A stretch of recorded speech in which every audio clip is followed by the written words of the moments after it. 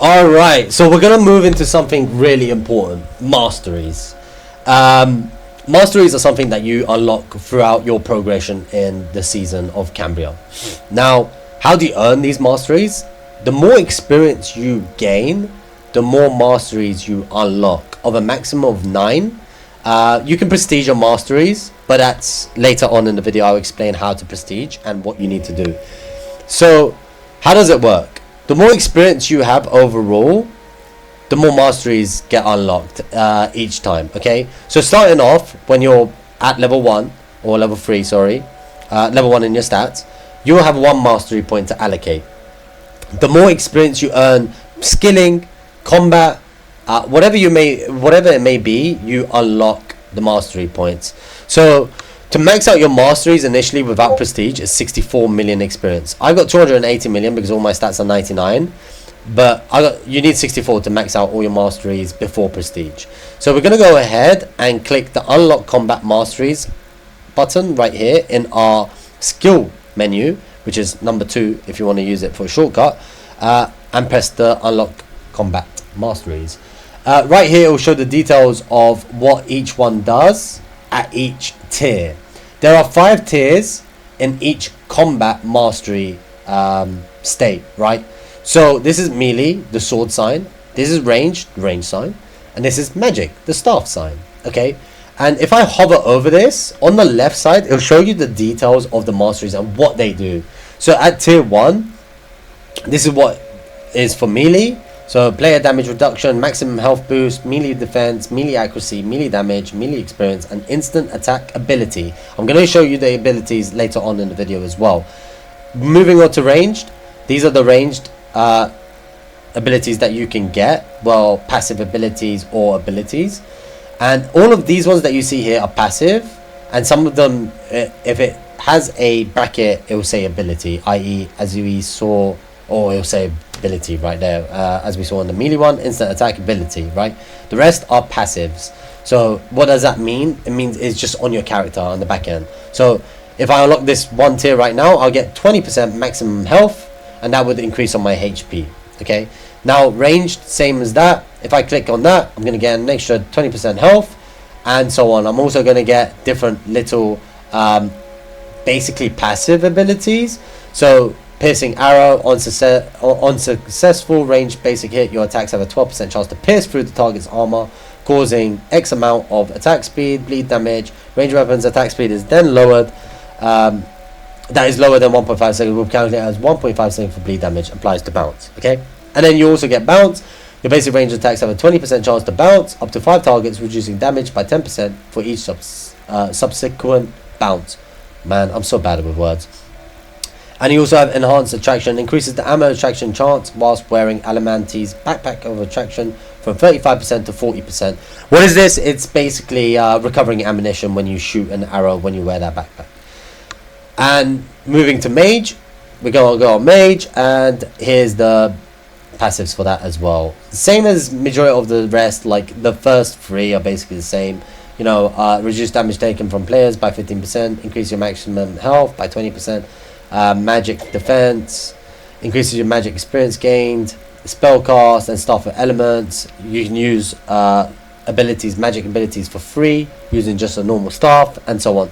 So depending on what class you're playing, you want to level up that sort of route. So I'm going range melee, but majority of my gameplay is a ranged class. So I'm gonna go 5 points into range and then 4 into melee.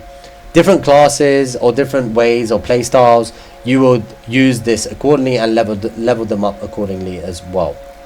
Enough of that, we're going to go to prestiging. Okay, so we click on prestige and how prestiging works. Prestiging is a bit of something that you can do at the late game to like maximum your potential of farming and PvP, etc, etc. Okay, so what are the benefits of prestiging? Once you prestige level 1, you get a 20% increased combat experience, 1 additional mastery point, 10 maximum, ability to reset masteries for 150,000. So you have the ability to just click this reset, and you can just change your classes for your gameplay style, right? So that's super effective as well. So like, let's say you want to kill a boss, you want to be in melee gear, there's a boss that dies from melee attacks more often than range, you could just reset, go max melee, and maybe 3 in range, 1 in magic, and carry on like your adventures. Okay, so there's a benefit, but you need to calculate if this is going to be beneficial for you, because there's a negative to this, and the con is once you prestige, all your stats apart from your skilling stats, your combat stats, right, all your combat stats will reset back to 1. What does this mean? It means that you need to level them up back again, all the way back, and to your level 99 respectfully. And yeah, that's time consuming, right? That means you can't farm artifacts, you can't farm silver. So that's a negative on that. Prestige level 2, 40% increase in combat experience, so it's easier to get back to your level 99s again. And you get 2 more mastery points that you can allocate, so you get 12. So then I can go 5 here, and then 2 here. And then yeah, so ability to reset masteries for less silver, and you get a lovely 5% attack bonus, speed boost. And then okay, I AFK'd a long time, so the game sort of rugged me. Anyway, prestige level 3, you get a 60% increased combat experience boost, and 3 more additional mastery points, 15 max. What does this allow us to do is to have 5 here, 5 here, and 5 here. So we don't have to worry about what class we're going. We have all the benefits of all the classes, and we also have a 8.5% attack speed boost on all our classes. We also can reset whenever we want for free, which we don't need to reset anymore because we have 5 in everything. So it just makes sense for it to be free. Okay, so that's Masteries in a nutshell.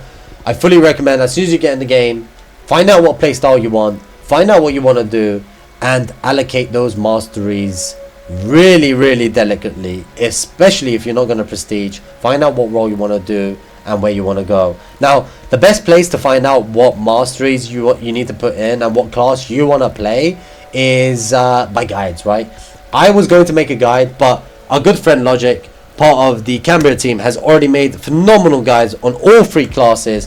And if you haven't seen them already, please go to his X account, which is at oneogic_xyz. Give him a freaking follow. The guy's a Chad, the guy's a legend.